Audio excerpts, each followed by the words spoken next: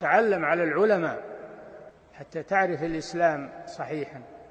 إن الحمد لله نحمده ونستعينه ونستغفره ونعوذ بالله من شرور أنفسنا ومن سيئات أعمالنا من يهده الله فلا مضل له ومن يضلل فلا هادي له وأشهد أن لا إله إلا الله وحده لا شريك له وأشهد أن محمدا عبده ورسوله صلى الله عليه وعلى آله وأصحابه وسلم تسليما كثيرا أما بعد.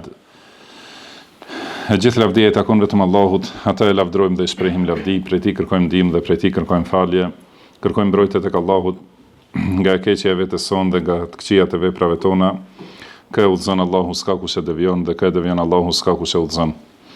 Dëshmoj se nuk ka të adhuruar të drejtë përveç Allahut një, i cili nuk ka ortak dhe nuk ka rival, dhe dëshmoj se Muhamedi është rob dhe i dërguar i tij. Salavatet dhe selamet e shumta të Allahut qofshin për të, për familjen e tij dhe të gjithë shokët e tij, si dhe të gjithë ata që e ndjekin udhën e tyre deri në ditën e gjykimit. Mëtej, o Zoti ynë, ti je i lartësuar dhe i pastër nga çdo emet, ne nuk dimë asgjë posa asaj që na ke mësuar ti, në të vërtetë ti je gjithdituri, i urti. O Allah, na bëj të dobishme ato që na ke mësuar, na mëso ato që na bën dobi, na shto diturinë, na përmirëso gjendjen tonë të rësi dhe mos na lër të mbështetur në vetët tona asnjë çast. Vazhdojmë me leximin e librit Ad-Durusul Muhimme li Ammatil Ummah, mësime të rëndësishme për masat e përgjithshme të ummetit, të autorit, dietarit kolosal Sheikh Abdulaziz ibn Abdullah ibn Baz, i cili ka vdekur në vitin 1420 Hijretit. Allahu e mëshiroft dhe e falt atë, na falt ne, prindrit tanë, dietarët dhe mësuesit tanë dhe të gjithë muslimanët dhe muslimanet, besimtarët dhe besimtaret, të gjallët dhe të vdekurit.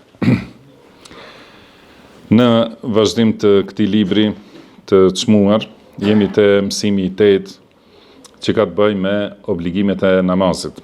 Ka thënë autori rahimahullah, ad-darsu ath-thamin wajibatus salah, pra mësimi i 8, obligimet e namazit. Ka thënë wajibatus salah wa hiya thamania, do thotë obligimet e namazit, brenda namazit janë 8, dhe ato janë gjemiu tekbirat gajru tekbiratil ihram. Gjemiu tekbirati gajri tekbiratil ihram, dhe më thënë të gjitha tekbiret, përveç tekbirit fillestar ose tekbirit të ihramit. Wa qawlu sami Allahu liman hamida lil imami wal munfarid, edhe të thuhet sami Allahu liman hamida, do të thënë thot imami dhe ai që falet vet. Wa qawlu rabbana wa lakal hamd lil kull, dhe kjo fjalë rabbana wa lakal hamd për secilin që falet. Wa qawlu subhana rabbiyal azim fi ar-ruku', do të thënë të thot subhana rabbiyal azim në ruku'. Wa qawlu subhana rabbiyal a'la fi as-sujud, edhe subhana rabbiyal a'la në sejdë. Wa qawlu rabbi ighfirli bayna as-sajdatayn, dhe fjala rabbi ighfirli mes dy sejdëve. Wa at-tashahhudu al-awwal wal julusu lahu, edhe tashahudi i parë dhe ulja për tashahudin e parë. Këto janë obligimet e namazit. Pasi sqaruam kushtet e namazit dhe sqaruam shtyllat e namazit dhe sqaruam dallimin mes kushtit dhe shtyllës, dhe është e qartë se shtylla është brenda namazit. Gjithashtu edhe këto vepra, ose në realitet shumica janë fjalë, kemi vetëm një vepër që është ulja e parë. Këto janë prej obligimeve të namazit. Edhe këto janë brenda namazit, por dallimi mes shtyllës dhe obligimit është në atë se shtylla nuk bie asnjëherë, do të thënë nga përgjegjësia. Edhe nëse njeriu nuk e ka ditur, edhe nëse ka harruar, edhe do të thënë edhe nëse e bën me qëllim, do të thënë nëse le një prej shtyllave, namazi është i prishur dhe nuk është valid. Ndërsa obligimet, do të thënë janë në nivel më të ulët se shtylla, dhe obligimin nëse e le njeriu me qëllim gjatë namazit, atëherë namazit i prishet. Por nëse ka harruar edhe i ka hikur një obligim, atëherë kjo do të thënë kjo harres ose kjo mungesë kompenzohet me sejdën e harresës, sejdatu sehwi.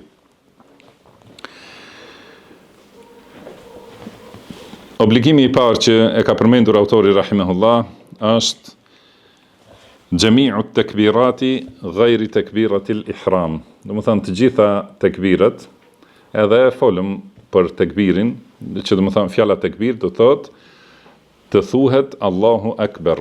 Edhe te tekbiri fillestar ose tekbiri ihramit, folëm për rëndësinë e tij, mirë po është një çështje që e përmendin dietarët që duhet ta kemi parasysh, dhe ajo është se namazi nuk fillon përveç se me këtë fjalë. Nëse njeriu thot në një fjalë tjetër, për shembull Allahu Kabir ose Allahu A'zam ose Subhanallah ose në një fjalë tjetër, me asnjërin prej tyre nuk niset namazi, edhe nuk është valid, do të thonë nëse dhe nuk hyn njeriu në namaz përveç se me tekbir. Dhe ky tekbir i pari është shtylla e namazit. Pa të nuk fillon namazi asesi. Tjera tekbira janë tekbirat e transferimit nga një rukn në një rukn tjetër. Do të thënë kalimi nga qëndrimi në këmbë në ruku. Pastaj gjithashtu kthimi pas rukus është me semi Allahu liman hamida. Pastaj nga qëndrimi në këmbë pas rukus, shkuarja në sejdë, edhe ngritja prej sejdës dhe ulja për sejdën tjetër, do të thënë të gjitha ato bëhen me tekbir, me fjalën Allahu Akbar. Dhe të gjitha këto tekbira janë obligim, prej obligimeve të namazit. Dhe argument për këtë është fjala e pejgamberit sallallahu alaihi wasallam në lidhje me atë që nuk është falur mirë, i ka thënë, do të thënë të lexoj çka ka mundësi prej Kuranit, do të thënë pas leximit surës Fatiha, atëherë do të thënë çka i vjen e lehtë prej Kuranit ta lexoj, pastaj thot Allahu Akbar, do të thënë që të shkoj për ruku dhe kështu me radhë, që tregon se tekbirat janë prej obligimeve. Gjithashtu dhe në këtë hadith ka thënë pejgamberi sallallahu alaihi wasallam fa idha fa'ala dhalika faqad tammat salatuhu. Do të thënë nëse e bën këtë, atëherë namazi i tij është plotësuar.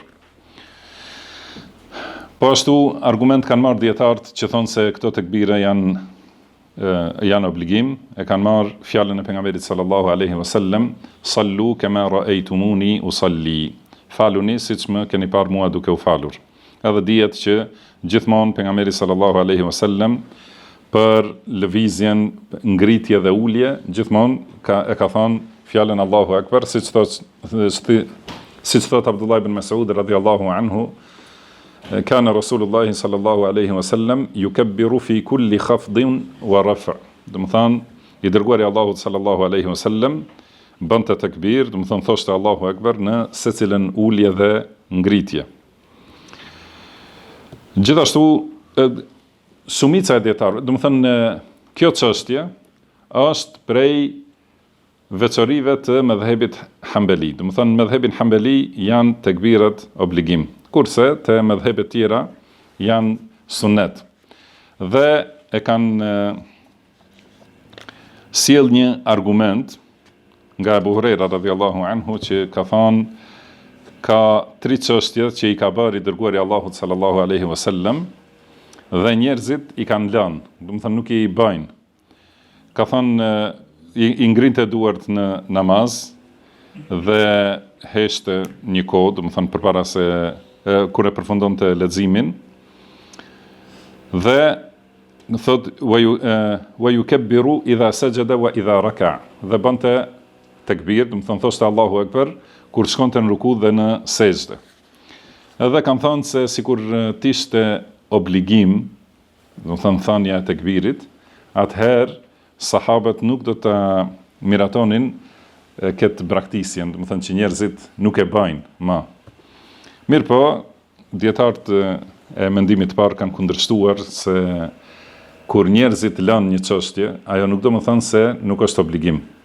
Por dhe siç thonë dietarët, pra praktika e njerëzve nuk është argument kundër sunetit. ose argument kundër teksteve të sheriatit.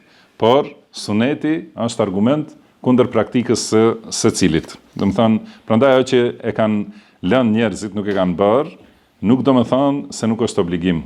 Por kjo fjalë e Buhurerës është e kundërta, do të thonë që u ka treguar se njerëzit e kanë lënë kurse pejgamberi sallallahu alaihi wasallam e ka bërë.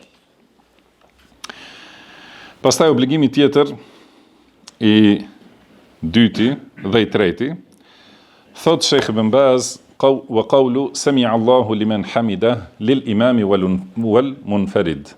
Do të thonë, kjo fjalë sami'a Allahu liman hamida për atë që është imam dhe për atë njeri që është duke u falur vetë. Që do të thotë se për atë që është xhamat, pasuesi i imamit, nuk është obligim.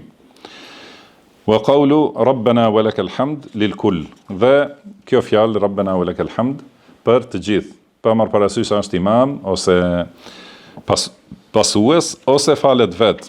Do të thënë në të gjitha rastet e ka obligim të thotë rabbana wa lakal hamd.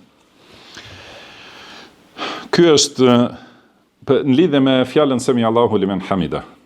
Ky është dhikr i transferimit nga rukuja në do të thënë në qëndrimin në këmbë, do të thënë për të kthyer në këmbë si më përpara. Ky dhikr, pra si e shohim, disa prej dietarëve thonë se është obligim vetëm për imamin dhe për atë që falet vetë. Njëherë para kësaj, do thotë ka çështja është njëherë në vetvete, kjo fjala është obligim ose jo. Pra në mëdhebin Hambeli, si tham, thonë se është obligim dhe argument është fjala e pejgamberit sallallahu alaihi wasallam për atë që e ka mësuar, do të thonë i cili nuk është falur mirë, i ka thonë innehu la tatimmu salatun li ahadin minan nas, do të thonë nuk është namazi i plot i askujt prej njerëzve, dhe ka filluar të përmend cilat janë ato veprime dhe fjalë të patjetërsueshme. Pastaj ka thonë thumma yaqulu sami'a Allahu liman hamida hatta yastawiya qa'iman. Do të thonë pastaj thot sami'a Allahu liman hamida derisa të drejtohet në këmbë. Pra ky është argument i qartë se kjo fjalë është obligim në namaz. Por gjithashtu argument tjetër është se pejgamberi sallallahu alaihi wasallam kur ngrihej nga rukuja thoshte sami Allahu liman hamida dhe kur drejtohej thoshte Allahumma rabbana lakal hamd mil as-samawati wa mil al-ard wa mil ma shi'ta min shay'in ba'd. Dhe ka thonë, do të thonë ka thonë këtë dhikr duke qëndruar në këmbë dhe gjithashtu ka thonë pejgamberi sallallahu alaihi wasallam faluni siç më keni parë mua duke u falur. Kjo është do të thënë argumentet se ky dhikr është obligim janë më të qarta dhe më të drejtë për drejta. Pastaj, ata që kanë thonë se ky dhikr është obligim, kanë ihtilaf, do të thënë kush e ka obligim. Ose, në realitet, ihtilafi është për njeriun që është xhamat, pasuesi i imamit. A e ka obligim të thotë këtë fjalë ose jo? Pra për imamin nuk ka kundërshtim se është obligim. Dhe për atë që falet vetë, nuk ka kundërshtim se është obligim, do të thënë tek ta. Kundërshtimi është për xhamatin, a e kanë obligim që thonë gjithashtu semi Allahu liman hamida ose jo. Dhe një grupi dietarëve kanë thonë se siç është Sheikh Ibn Baz rahimahullah, pra thonë se nuk është obligim dhe thonë nuk është e ligjshme. Do të thënë nuk duhet ta thotë xhamati fjalën semi Allahu liman hamida. Mirë po, një grup tjetër i dietarëve, edhe është një pjesë e dietarëve të mëdhëbit Hambeli, edhe gjithashtu është mëdhëbi i Dhahirive, dhe këtë mendim e ka Sheikh Al-Albani rahimahullah, thonë se është obligim për secilin. Do të thënë fjala semi Allahu liman hamida është obligim për secilin. Dhe argumentet janë të përgjithshme, pra urdhrat e pejgamberit sallallahu alaihi wasallam për të thënë semi Allahu liman hamida dhe veprimi i pejgamberit sallallahu alaihi wasallam, dhe askund nuk ka ndonjë argument që thotë mos thoni Pra kur jeni me imamin, mos thoni semi Allahu limen hamida. Argumentet që i sjellin ata të cilët thonë se nuk duhet thot xhamati, është argumenti innama ju'ila al-imamu li yu'tamma bihi. Do të thënë imami është i vendosur që të ndiqet. Fala takhtalifu alayhi, do të thënë mos u kundërshtoni me imamin. Fa idha raka'a farka'u, do të thënë kur bjen në ruku, bini në ruku. Wa idha qala sami'a Allahu liman hamida faqulu rabbana lakal hamd. Pra kur thot sami'a Allahu liman hamida thoni rabbana lakal hamd. Do thotë këtë kanë bërë argument se xhamati nuk duhet ta thot fjalën sami'a Allahu liman hamida. Mirë po, këta dietarë të cilët thonë se duhet ta thot edhe xhamati, thonë nuk ka argument në këtë hadith për ndalesën, do të thënë që xhamati të ndalohet kjo fjalë. Përkundrazi, ky është argument se duhet ta thot xhamati, sepse ka thënë në fillim ka thënë pejgamberi sallallahu alaihi wasallam inma ju'ila al-imamu li yu'tamma bihi. Do të thënë imami është i vendosur që të ndiqet. Do të thënë ndiqet në secilën fjalë dhe në secilën vepër. Dhe dihet për të gjitha veprat, do të thënë edhe të gjitha fjalët se i thot xhamati njësoj si imami.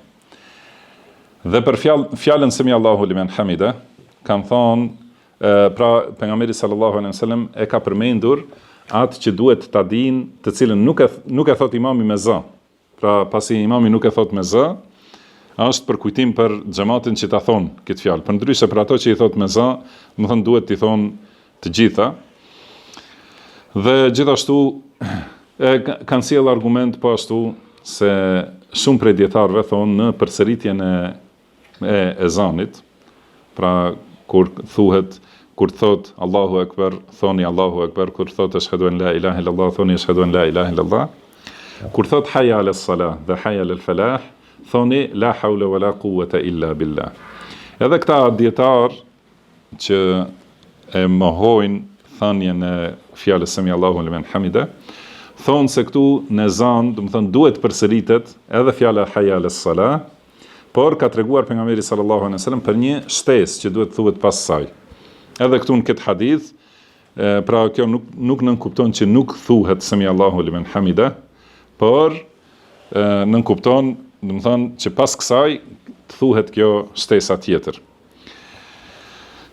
Dhe gjithashtu ajo që pejgamberi sallallahu alaihi wasallam gjithmonë ka thonë është argument se duhet ta thotë secili, megjithëse pejgamberi sallallahu alaihi wasallam ose është falur vet ose është falur si imam. Por në përgjithësi ka thënë faluni siç më keni parë mua duke u falur. Edhe kjo është prej veprave edhe fjalëve që i ka thënë pejgamberi sallallahu alaihi wasallam çdo herë. Për këtë shkak dhe argumente të tjera ose sqarime të tjera, për këtë shkak themi se edhe kjo fjalë është obligim për secilin. Nuk është obligim vetëm për imamin ose vetëm për atë që falet vet, por është për secilin që fal namaz që të thotë sami Allahu liman hamida. Wallahu a'lam. Kjo fjalë sami Allahu liman hamida, nëse e përkthejmë fjalë për fjalë, do thotë Allahu e dëgjoi atë që falenderoi. Dhe është për qëllim ai që ka falenderuar në fillim të namazit, kur ka thënë elhamdulillahi rabbil alamin, ose që ka shprehur lavdi Allahut subhanahu wa taala. Dhe dëgjimi këtu është për qëllim dëgjimi i përgjigjes. Pra nuk është për qëllim të thuhet se Allahu e ka dëgjuar, do të thonë vetëm e ka dëgjuar fjalën e tij, por është për qëllim se i përgjigjet lutjeve të atij që e filloi namazin me elhamdulillahi rabbil alamin. Do të thonë Allahu e ka dëgjuar dhe do t'i përgjigjet atij që i ka shprehur lavdi Allahut, ai që ka thënë hamd për Allahun subhanahu wa taala. Pastaj pas kësaj fjale është kur drejtohet njeriu në këmbë, do të thonë ky dhikr është dhikri i transferit nga rukuja në këmbë. Kurse qëndrimi në këmbë ka një dhikr tjetër që është Rabbana walakal hamd. Dhe kjo është transmetuar pranë disa forma Rabbana walakal hamd ose Rabbana lakal hamd ose Allahumma Rabbana walakal hamd. Do thotë vetëm kjo, kurse pastaj ka shtesa të tjera në transmetime të tjera. Kjo fjalë është gjithashtu obligim për secilin. Do thotë këtu kanë kundërshtuar Hanefit edhe të tjerë që kanë thënë se për imamin nuk është obligim. Edhe ata duke u bazuar në këtë hadith që e përmendëm për fjalën Semi Allahu limen hamide. Kanë thënë se Semi Allahu limen hamide thot imami, kurse xhamati thon Rabbana wa lakal hamd. Edhe kjo nuk ka bazë, sepse pejgamberi sallallahu alaihi wasallam ka thënë gjithmonë i ka thënë të dyja, pra dhe lexuam pak më herët hadithin që ka thënë, pra kur drejtohej pejgamberi sallallahu alaihi wasallam pas rukus, thoshte Semi Allahu limen hamida dhe Allahumma rabbana lakal hamdu mil as-samai wa mil al-ard wa mil ma shi'ta min shay'in ba'd. Do të thonë, i ka thënë këto fjalë pas ngritjes nga rukuja. Edhe do të thotë se edhe imami e ka obligim dhe imamit nuk i heqin asnjë obligim xhamatit. Do të thonë, ka mundësi imami bart diçka prej obligimeve, nëse ai që është duke falë si xhamat harron diçka prej obligimeve e mbart imami, ose për shembull obligimin për sutra e heq imami, kurse xhamati nuk i heqin ndonjë obligim imamit, wallahu a'lam. Dhe Rabbana wa lakal hamd do të thotë, o Zoti ynë, ty të takon lavdia. Do të thonë, pasi thot njeriu, pasi e thot këtë, që është shprehje shpresës tek Allahu, që ti përgjigjet lutjeve, do të thënë Allahu e ka dëgjuar atë që e ka lavdruar Allahun, atë që i ka shprehur lavdi. Pastaj thot njeriu, Rabbana wa lakal hamdu, o Zoti ynë, ty të takon lavdia. Dhe është si në këtë transmetim edhe në rastet të tjera, që ka thonë pejgamberi sallallahu alaihi wasallam, mil as-samai wa mil al-ard wa mil ma bainahuma wa mil ma shi'ta min shay. Do të thonë, o Zoti ynë, ti të takon lavdia, sa mbushet toka dhe sa mbushet qielli me lavdi, dhe sa mbushet çdo gjë që është mes tyre, dhe sa mbushet çdo gjë që do ti edhe përtej tyre, edhe më shumë se qielli dhe toka. Si është, do të thonë, wa mil ma shi'ta min shay'in ba'du ahla al-majdi wath-thana. Do të thonë, ti je meritori për çdo madhrim dhe çdo lavdi. Wa ahaqqu ma qala al-'abd. Dhe kjo është më e vërteta që e thot robi. Kjo është më e sakta ose haku të cilin e thot robi. Wa kulluna laka 'abd, dhe të gjithë ne jemi robër të tu. Allahumma la mani'a lima a'tait wa la mu'tiya lima mana'at wa la yanfa'u dhal jaddi minka al-jadd. Do të thonë, o Allah, ty nuk ka pengesë për atë që ti e jep, dhe nuk ka askush që mund ta jap atë që ti e pengon, dhe nuk bën dobi pushteti ose fuqia askujt, se e gjithë fuqia është e jotja. Këto fjalë është mirë t'i thot njeriu duke qëndruar në këmbë pas rukus. Edhe gjithashtu ka ndikër tjetër kur pejgamberi sallallahu alaihi wasallam pas namazit ka thonë, e ka dëgjuar dikant në namaz pas rukus duke thënë, Rabbana wa lakal hamd, hamdan kathiran tayyiban mubarakan fi.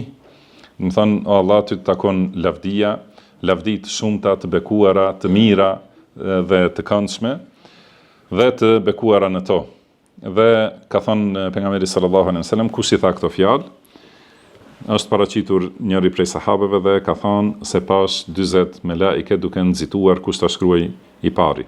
Do të këto janë dhikre që thuhen në qëndrimin në këmbë pas rukus, megjithse obligim, do thotë, dhe për këto detaje do të flasim më vonë te sunetet ose punët e preferuara në namaz. Mirëpo, ajo që është obligim, do të thonë, është në periudhën e transferimit nga rukuja deri në këmbë, e ka obligim njeriu të thotë Semi Allahu limen hamida. Edhe këtu duhet ta kemi parasysh se këto dhikre tani që po i përmendim, të gjitha janë të transferit. Nuk lejohet t'i thot njeriu, do të thonë sikur këtë fjalë, nëse e thot në ruku pa u ngritur, atëherë nuk e ka thonë vendin e vet. Edhe nëse e thot si bëjnë shumë prej njerëzve, pasi drejtohet në këmbë. Do të thonë drejtohet pa thënë asgjë prej rukus, pastaj pasi drejtohet në këmbë thot Semi Allahu limen hamida, edhe atëherë e ka thonë jo në vendin e vet. Do të thonë nuk e ka kryer obligimin aty ku duhet. Kurse Rabbana wa lakal hamd duhet të jetë kur njeriu është i qetësuar në këmbë. domethënë dhe jo duke shkuar për sejdë, se atëherë nëse nuk ka pasur qetësi, qëndrim në kamp, domethënë ka lënë një prej shtyllave. Nëse nuk e ka thënë këtë dhikr duke qenë në kamp dhe thot duke shkuar në sejdë, atëherë e ka lënë një prej obligimeve dhe nuk e ka plotësuar namazin në të dy rastet ashtu si duhet. Tjetri obligim që vjen, domethënë i katërti dhe i pesti, prej obligimeve të namazit janë këto fjalë të tasbihut, subhana rabbiyal azim në ruku dhe subhana rabbiyal a'la në sejdë. Këto obligime kanë argumentuar me fjalën e Allahut fasabbih bismi rabbikal azim, domethënë lartësoje emrin e madhështor, domethënë të Zotit tënd. Dhe fjalën sabbih isma rabbikal a'la, domethënë lartësoje emrin e Zotit tënd më të lartit. Kur ka zbritur ky ajet fasabbih bismi rabbikal azim, domethënë lartësoje, pastroje emrin e Zotit tënd më të madhit ose më madhështorit, ka thënë pejgamberi sallallahu alaihi wasallam ij'aluha fi ruku'ikum, domethënë bëjeni këtë fjalë ose zbatojeni këtë urdhër në ruku, pra madhroni Allahun me tasbih në ruku. Dhe për sabbih isma rabbikal a'la ka thënë ij'aluha fi sujudikum, domethënë vendoseni këtë zbatim në sejdën tuaj. Që do të thonë se pejgamberi sallallahu alaihi wasallam ka urdhëruar, do thotë është urdhri është në Kur'an, lartësoje Zotin, pra bëj tasbih Allahut më madhështorit, dhe tjetri bëj tasbih Allahut më të lartit, është urdhri në Kur'an. Kurse që këto fjalë të vendosen në ruku dhe në sejdë është urdhri në sunetin e pejgamberit sallallahu alaihi wasallam. Dhe gjithashtu ajo që tregon, do të thënë dhe urdhri në esencë, urdhri nënkupton obligueshmërinë. Do të thënë kupton se ajo vepër është obligim. Dhe ajo që e përforcon është se pejgamberi sallallahu alaihi wasallam gjithmonë në ruku ka thënë subhana rabbiyal azim dhe në sejdë ka thënë subhana rabbiyal a'la. Po ashtu ka thënë pejgamberi sallallahu alaihi wasallam amma ar-ruku' fa'azzimu fihi ar-rabb. Do thotë në ruku madhrojeni Zotin. Pra rukuja është vend për tasbih dhe madhrim. Do të thënë shprehja e madhështisë për Allahun subhanahu wa ta'ala, me këtë emër, el-azim, do të thënë që është më i madhi. Gjithashtu prej dhikreve që janë përmendur në sunetin e pejgamberit sallallahu alaihi wasallam, është ky dhikr që ka madhrime të shumta për Allahun, subhana dhil jabaruti wal malakuti wal kibriyai wal azama. Do të thënë i lartësuar, subhana, besoj që e kemi përmendur në raste të shumta, do të thonë se kjo fjalë subhane do thotë pastrim, dhe Allahu është i pastër, i lartë dhe nuk i përshkruhet asgjë prej tmetave, për cilat kanë folur njerëz të devijimit dhe kriminalët. Pra subhana rabbi, i lartësuar, i pastër nga tmetat, është Zoti im më i madhi. Kurse në këtë dua subhana dhil jabarut, do të thënë i lartësuar dhe i pastër nga tmetat, është poseduesi i pushtetit ose fuqisë absolute, wal malakut dhe pushtetit ose mbretërisë, wal kibriya dhe madhërisë, wa al azama dhe madhështisë. Do të thënë këto janë shprehje të madhrimit të Allahut subhanahu wa taala me shumë përforcime. Do të thënë subhana dhil jabaruti wal malakuti wal kibriyai wal azama në ruku. Gjithashtu kjo e fundit mund të bëhet edhe në sejdë. Por në sejdë është prej punëve të preferuara gjithashtu edhe shtimi i lutjeve. Kurse në ruku bëhet vetëm tasbih dhe ta'zim, do të thënë madhrim për Allahun subhanahu wa taala.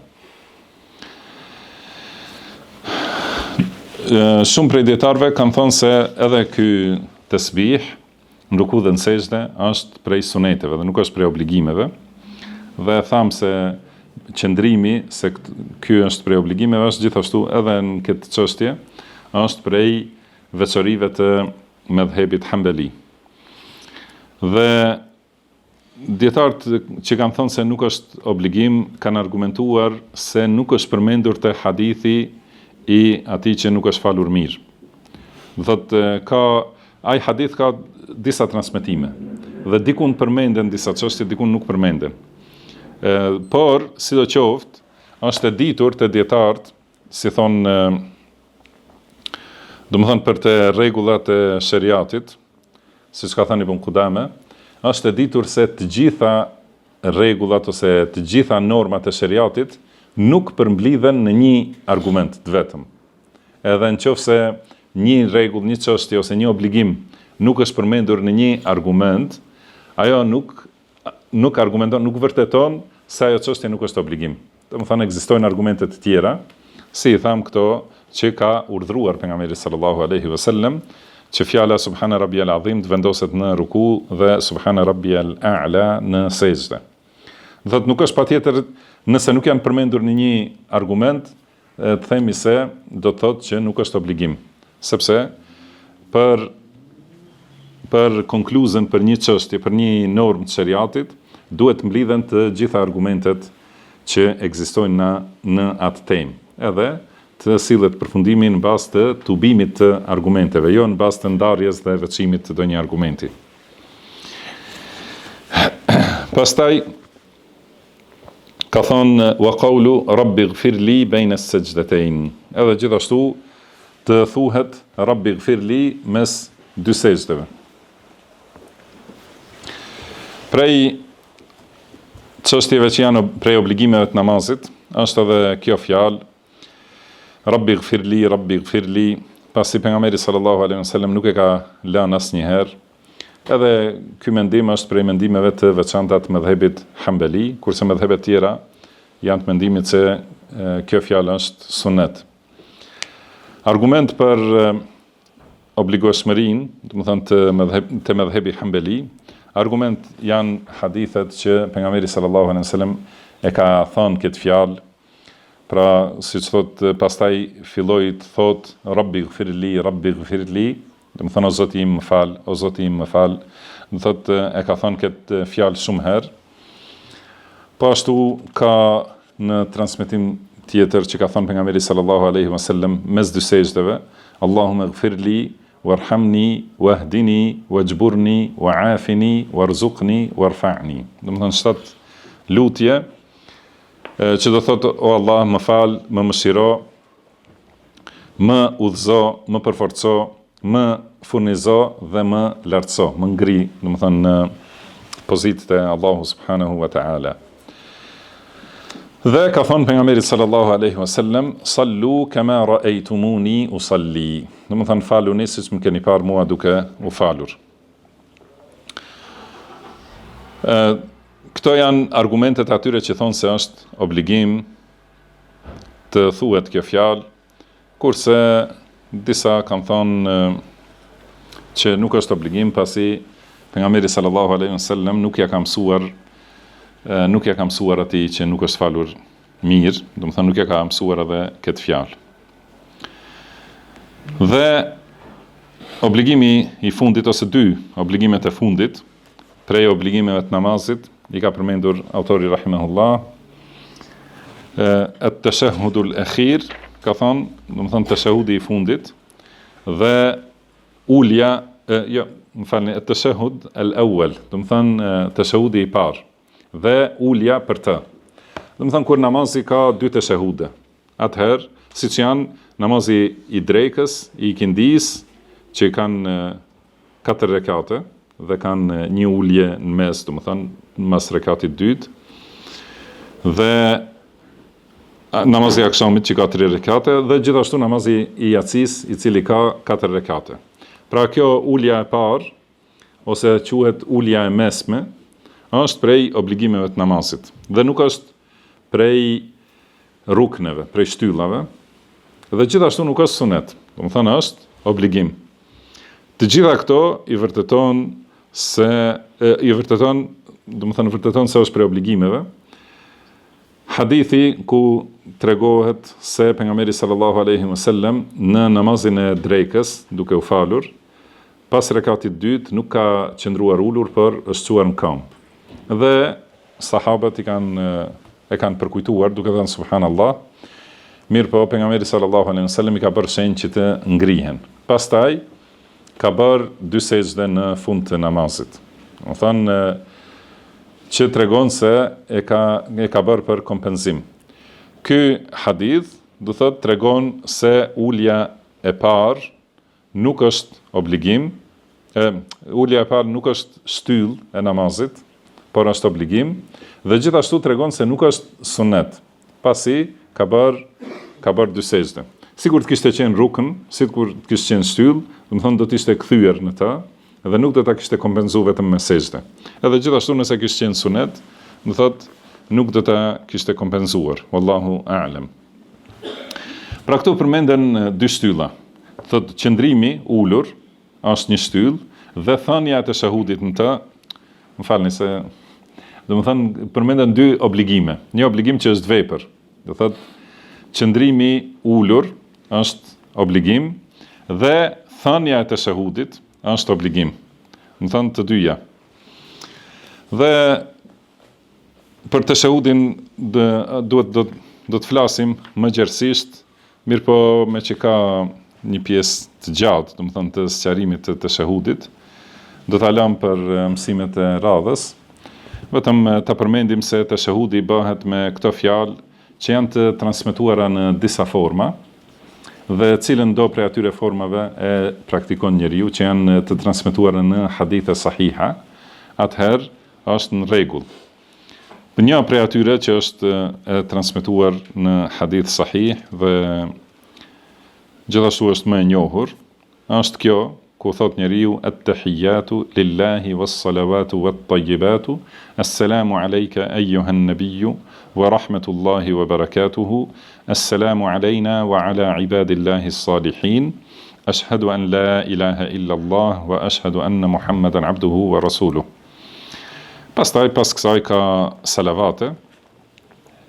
Do thotë këto janë fjalët që janë transmetuar, do të thënë është më e njohura, teshahudi më i njohur, megjithse ka edhe transmetime tjera. Prandaj kur njeriu zgjedh një prej atyre që janë sahih, nuk ka mangësi në teshahud dhe nuk duhet të bëhet kundërshtim për këtë, wallahu a'lam. Këto janë këto obligime dhe sqarimin për teshahudin dhe çështjet e suneteve do t'i sqarojmë në mësimin e radhës inshallah. Wallahu a'lam. Wa sallallahu wa sallama ala abdihi wa rasulihi nabiyina Muhammad. Subhanakallahumma wa bihamdik, ashhadu an la ilaha illa anta, astaghfiruka wa atubu ilaik. Wa akhiru da'wana anil hamdulillahi rabbil alamin. Amin. Bismillah, alhamdulillah, wassalatu wassalamu ala rasulillah wa ala alihi wa ashabihi wa man ittaba huda. Amma ba'd. Të përmendim prej lutjeve të pejgamberit sallallahu alaihi wasallam, është një hadith të cilin e ka transmetuar Ibn Majah dhe Ahmedi nga Aisha radhiyallahu anha, dhe ka transmetuar Imam Bukhari në librin Al-Adab al-Mufrad. Do të thënë në sahihun e tij, por në Al-Adab al-Mufrad, nga Aisha radhiyallahu anha, të cilës pejgamberi sallallahu alaihi wasallam ja ka mësuar këtë dua: Allahumma inni as'aluka min al-khayri kulli, ajilihi wa ajilihi, ma alimtu minhu wa ma lam a'lam, wa a'udhu bika min ash-sharri kulli, ajilihi wa ajilihi, ma alimtu minhu wa ma lam a'lam. Që do thot: o Allah, unë ta kërkoj të gjithë të mirën, atë të shpejtën edhe atë të vonshmën, atë që e di dhe atë të cilën unë nuk e di. Dhe kërkoj mbrojtjet e tij nga gjithë e keqja, nga e shpejta ose e afërta dhe e më vonshmja, atë që e di dhe atë që nuk e di. Dhe Allahumma inni as'aluka min khayri ma sa'alaka 'abduka wa nabiyyuka sallallahu alaihi wasallam, wa a'udhu bika min sharri ma 'adha minhu 'abduka wa nabiyyuka Muhammad sallallahu alaihi wasallam. Dhe kërkoj mbrojtje, do të thonë dhe ta kërkoj atë mirë të cilën ta ka kërkuar robi dhe pejgamberi yt sallallahu alaihi wasallam, dhe kërkoj mbrojtje të tij nga ajo që ka kërkuar mbrojtje të tij prej asaj, do të thënë, që ka kërkuar mbrojtje pejgamberi sallallahu alaihi wasallam. Allahumma inni as'aluka al-janna wa ma qarraba ilayha min qawlin aw 'amal wa a'udhu bika min an-nar wa ma qarraba ilayha min qawlin aw 'amal. Dhe ta kërkoj xhenetin dhe çdo fjalë ose vepër që afron te xheneti, dhe kërkoj mbrojtje nga xhehenemi dhe nga çdo fjalë ose vepër që afron te xhehenemi. Wa as'aluka an taj'ala kull qada'in qadaytahu li khayra. Dhe të kërkoj ose të lutem që secilin caktim që ma ka caktuar mua të ma bësh hajr. Pra këtë dua ja ka mësuar pejgamberi sallallahu alaihi wasallam Aisha radhiyallahu anha dhe në transmetimin që është në Al-Adab al-Mufrad, qëndron se i ka thënë pejgamberi sallallahu alaihi wasallam: Ja Aisha, alejki bi jumalit du'a wa jawami'ihi. O Aisha, ka thënë kapi këto dua, do të thënë mësoj këto dhe përdore këto dua që janë gjithë përfshirëse dhe janë, do të thënë, të rëndësishme. Dhe po ja kam mësuar këtë dua. Dhe fundi që e lexuam, fundi i duas, ku ka thënë: Wa as'aluka an taj'ala kull qada'in qadaytahu li khayra. Është në tjetër transmetim: An taj'ala kull qada'in qadaytahu li aqibatahu rushda. Do të thonë të më bësh secilin caktim që ma ke caktuar, përfundimin e tij të jetë udhëzim dhe mirësi, do të thonë për mua. Pra në këtë dua themi: Allahumma inni as'aluka min al-khayri kulli, ajilihi wa ajili, ma alimtu minhu wa ma lam a'lam. O Allah, ta kërkoj të gjithë të mirën, të çdo të mirë, do të thonë atë që është e shpejt, pra që është në këtë dunja, që është e përshpejtuar në këtë dunja, dhe atë që është e mëvonshme, që është ose përfundimtare, do të thonë që është në ahiret. Edhe ato të cilat i di, edhe ato të cilat unë nuk i di. Do të thonë se njeriu i mbështetet Allahut subhanahu wa taala për kërkimin e të mirave, duke u mbështetur plotësisht në diturinë e Allahut. Edhe pse njeriu do shumë të mira, mirë po ka edhe shumë të tjera të cilat nuk di t'i doj, edhe nuk di t'i kërkoj. Dhe gjithashtu ka mundësi që dëshiron diçka njeriu, por ajo është e dëmshme për të. Pasi nuk e di se është e dëmshme, për këtë shkak në vazhdim, pra kërkojmë mbrojtje, wa a'udhu bika min ash-sharri kulli. Do të thonë kërkojmë mbrojtje të tij nga e gjitha e keqja, ose nga çdo e keqe, ajilihi wa ajili, do të thonë çdo e keqe që është e shpejtë në këtë dunja, ose çdo e keqe që është e mëvonshme ose përfundimtare në ahiret, ma alimtu minhu wa ma lam a'lam. Edhe ato që i di, edhe ato të cilat nuk i di. Do thotë se ka mundësi njeriu urren diçka, por ajo është e mirë për të. Dhe ndoshta diçka dëshiron, por ajo është e dëmshme për të. Si ka thënë Allahu subhanahu wa taala: wa asa an takrahu shay'an wa huwa khairul lakum. Ndoshta ju urreni diçka, por ajo është e mirë për ju. Wa asa an tuhibbu shay'an wa huwa sharrul lakum. Dhe ndoshta dëshironi diçka, por ajo është e keqe për ju, dhe ndoshta urreni diçka dhe ajo është e mirë për ju. Wallahu ya'lamu wa antum la ta'lamun. Do të thonë Allahu e di dhe ju nuk e dini. Për këtë shkak njeriu duhet ta ketë këtë bindje dhe gjithmonë t'i lutet Allahut subhanahu wa ta'ala për të mirat që janë me të vërtetë të mira, jo ato që i dëshiron vetë njeriu. Kurse të mirat e vërteta i di Allahu subhanahu wa ta'ala, dhe të këqijat e vërteta që janë për robin, i di Allahu i lartësuar. Për këtë shkak, robi mos mbështetet në diturinë e tij, ose gjithashtu mos ecë pas epsheve dhe pasioneve të tij, por ta kërkoj atë që është në më e mirë në diturinë e Allahut subhanahu wa ta'ala. Gjithashtu kemi përmendur edhe në fillim të këtij zinxhiri këtë çështje që nëse lutet njeriu me këto fjalë: Allahumma inni as'aluka min khayri ma sa'alaka 'abduka wa rasuluka Muhammad sallallahu alaihi wasallam. Do të thonë Allah të kërkoj nga ato të mira që i ka kërkuar, ose të kërkoj ato të mira që ti ka kërkuar robi dhe i dërguari yt Muhamedi sallallahu alaihi wasallam. Dhe kërkoj mbrojtje të tij nga ato që ka kërkuar mbrojtje robi dhe i dërguari yt Muhamedi sallallahu alaihi wasallam.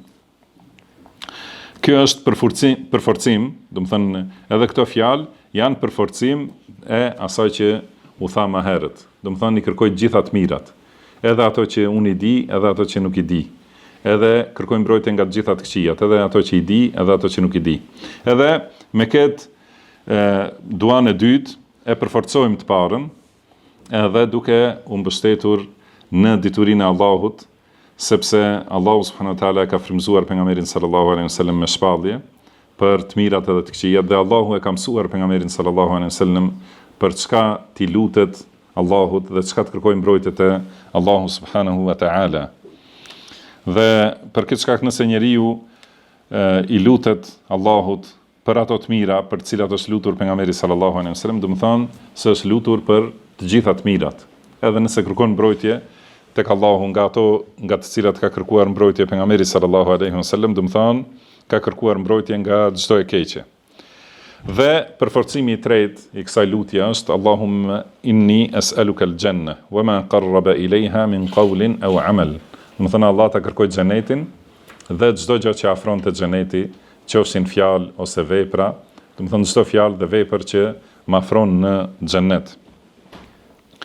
Kjo është lutje për ta fituar xhenetin dhe për të lutje, do të thonë që kërkon ndihmë nga Allahu që të ndihmoj për bërjen e shkaqeve që të çojnë në xhenet. Edhe gjithashtu kërkon mbrojtje nga xhehenemi dhe nga të gjitha shkaqet që çojnë në xhehenem. Edhe këtë duhet ta ketë parasysh njeriu kur lutet, do të thonë që duhet t'i ketë parasysh edhe shkaqet.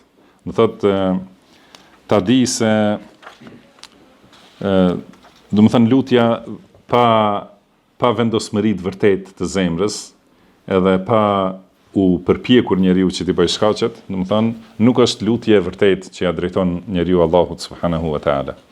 Dhe në fund të kësaj lutje thotë wa as'aluka an taj'ala kull qada'in qadaytahu li khayra, ose taqdihi li khayra. Do të thonë çdo caktim që ma ke caktuar, të lutem, do të thonë të kërkoj që çdo caktim të ma bësh të mirë. Dhe si tham në transmetim tjetër, wa ma qadayta li min qada'in faj'al 'aqibatahu rushda. Do të thonë çdo caktim që ma ke caktuar, bëma përfundimin e saj mirësi.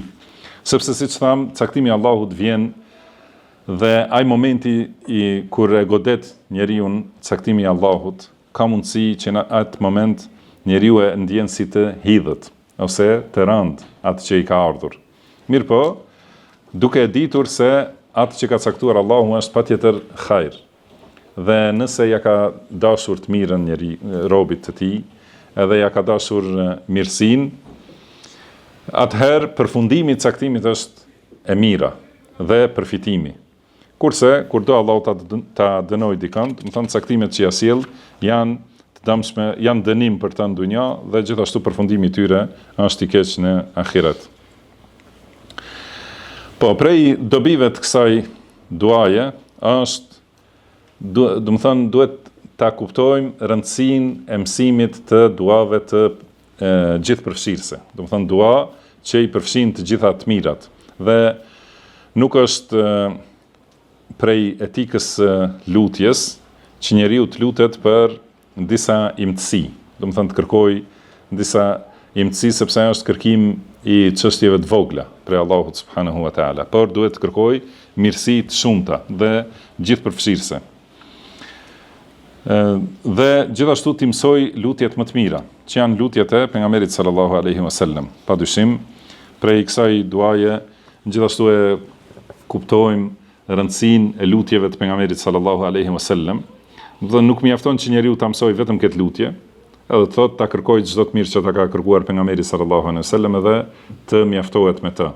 Por njëkohësisht kjo lutje është mësim që njeriu t'i mësoj çështjet për cilat është lutur pejgamberi sallallahu alaihi wasallam. Edhe të lutet me to, që ta ndjek atë edhe në këtë, domethënë këtë adhurim madhështor, në adhurimin e lutjes të lutet siç është lutur pejgamberi sallallahu alaihi wasallam. Dhe duke e ditur se dituria e tij është e mangët, njeriu, domethënë duke e ditur njeriu se dituria e vet është e mangët, atëherë lutet gjithashtu edhe me këtë gjithë përfshirësen.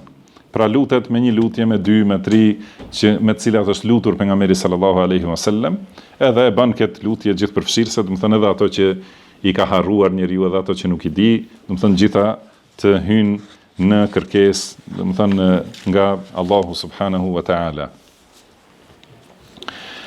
Dhe po ashtu prej dobive të kësaj lutjeje është që mos i ndryshojmë, do të thonë mësimi, që mos i ndryshojmë lutjet e pejgamberit sallallahu alaihi wasallam. Pra shohim shumë njerëz që e fillojnë lutjen sipas asaj që është e vërtetuar në sunet, pastaj shtojnë, ndryshojnë me tjera fjalë ose do të thonë mendojnë se është më mirë të shtohen edhe fjalë të tjera. Edhe shohim shumë në tawaf, nëse e keni parë, është prej sunetit pejgamberit sallallahu alaihi wasallam një dua që e kemi përmendur këtu. Rabbana atina fid dunya hasanatan wa fil akhirati hasanatan wa qina adhaban nar. Kjo është në Kur'an dhe këtë ka bërë pejgamberi sallallahu alaihi wasallam. Mirë po e shohim njerëzit që shtojnë pas kësaj, pastaj edhe fjalë të tjera, të cilat nuk janë në sunetin e pejgamberit sallallahu alaihi wasallam. Edhe në këtë lutje, shumë prej atyre që bëjnë dua për që në hutbe ose në duan e kunutit ose në rastet tjera, e thonë këtë dua dhe shtojnë edhe diçka. Më thonë, Allahumma inna nas'aluka min khayri ma sa'alaka minhu abduka wa rasuluka nabiyuna Muhammad wa ibaduka as-salihun.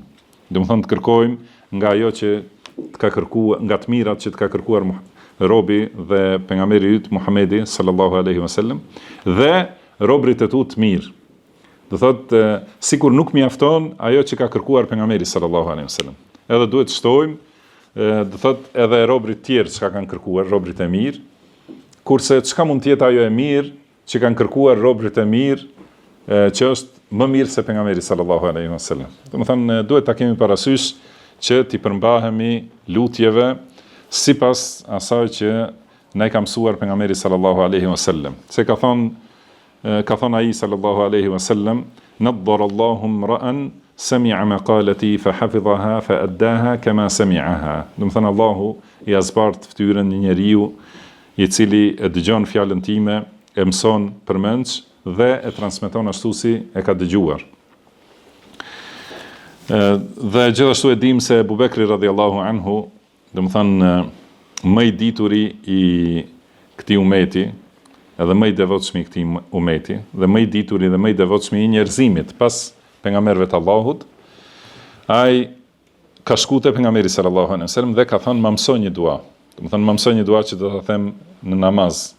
Edhe ka më mësoj një dua që do ta them në mëngjes dhe mbrëmje dhe në kur të shtrihem në shtrat. Do thotë ka kërkuar prej pejgamberit sallallahu alaihi wasallam dhe ja ka mësuar pejgamberi sallallahu alaihi wasallam.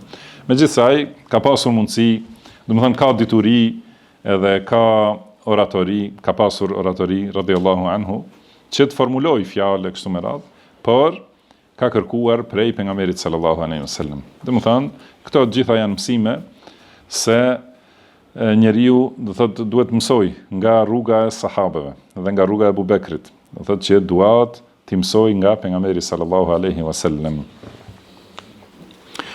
Gjithashtu atë që e filluam prej dobive të kësaj lutje është se hyrja në xhenet ka shkaqe, ka fjalë dhe vepra. Edhe për ato duhet të përpiqet njeriu.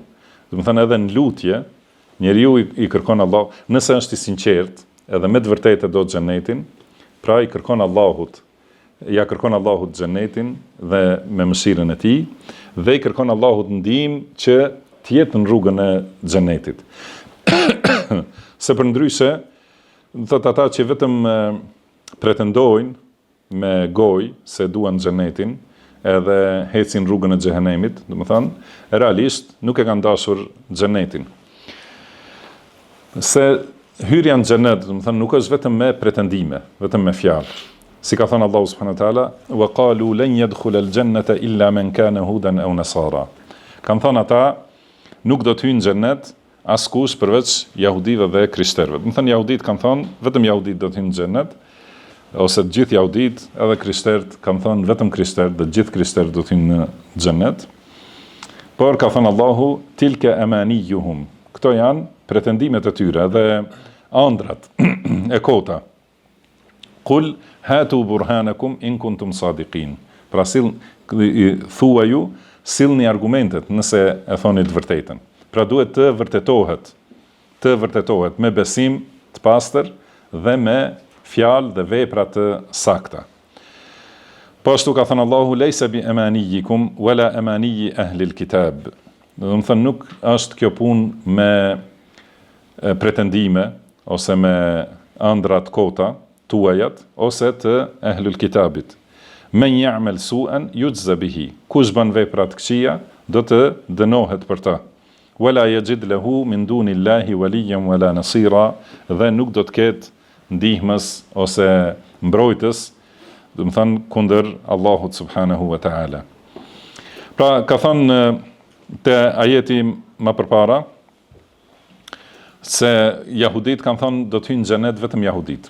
Krishterët kanë thënë do të hyjnë në xhenet vetëm krishterët. Dhe Allahu thot, këto janë vetëm pretendimet e tyre. Thua ju, sillni argumentet nëse e thoni të vërtetën. Pastaj ka thënë bela men aslama wajhahu lillahi wa huwa muhsin. Do të thënë, pra e vërteta është se ai që ja dorëzon fytyrën e tij, e dorëzon gjithë qenien e tij Allahut subhanahu wa taala, duke qenë bamirës. Do të thënë, i dorëzohet urdhrave të Allahut krejtësisht, edhe në besim dhe në veprat e zemrës dhe në fjalë dhe në veprat të gjymtyrëve, plotësisht është i dorëzuar ndaj Allahut dhe besimin e ka me tauhid të pastër vetëm ndaj Allahut dhe është bamirës. Do të thënë, pra siç folëm për shkallën e ihsanit, do thotë e bën besimin në mënyrën më të mirë, e ka besimin në mënyrën e plotë dhe të mirë, edhe të gjitha veprat edhe në nështrimin ndaj Allahut me bamirësi të plot, atëherë, thot Allahu, falahu ajruhu inda rabbihi. Ai e ka shpërblimin e tij te Zoti i tij, wala khawfun alehim wala hum yahzanun. Dhe ata nuk do të kenë frikë dhe nuk do të kenë pikëllim, pra do të jenë të shpëtuar. Që do të thonë se ky është argumenti. Pra qul hatu burhanakum, sillni argumentet. Ky është argumenti.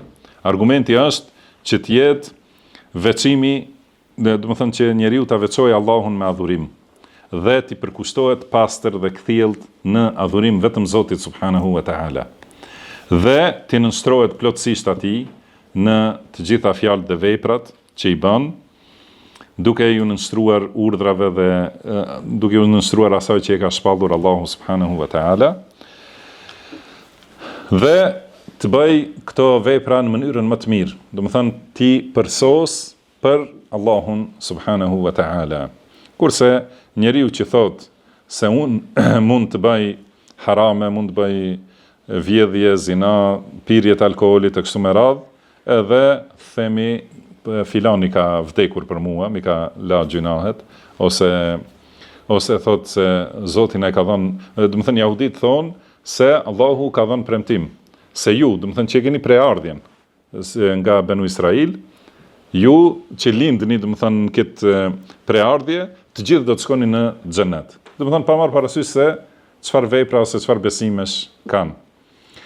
Dhe gjithashtu krishterët thonë se Isa alayhi salatu wassalam është sakrifikuar për mëkatet e tyre, pa hyrë thellë në detajet e besimit të tyre, do të thënë që i bie se Zoti e ka vrarë veten që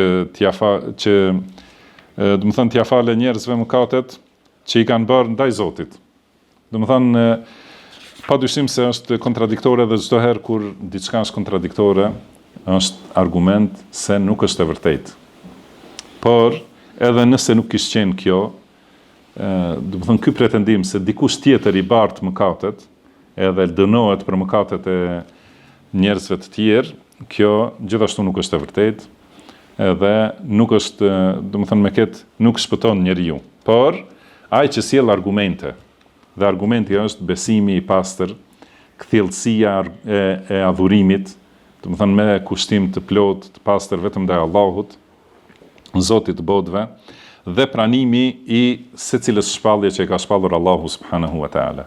Edhe do të thonë në nshtrimi ndaj asaj që ka ardhur nga Allahu subhanahu wa taala. Këto janë argumente dhe për këtë shkak një muslimani lutet në këtë mënyrë. Do të thonë Allah ta kërkoj xhenetin dhe të gjitha shkaqet. Do të thonë çdo gjë që çon në xhenet, fjalë, vepra, po edhe besimet, do të thonë e lutim Allahun që të na japë sukses të jemi të paluhatshëm në ato.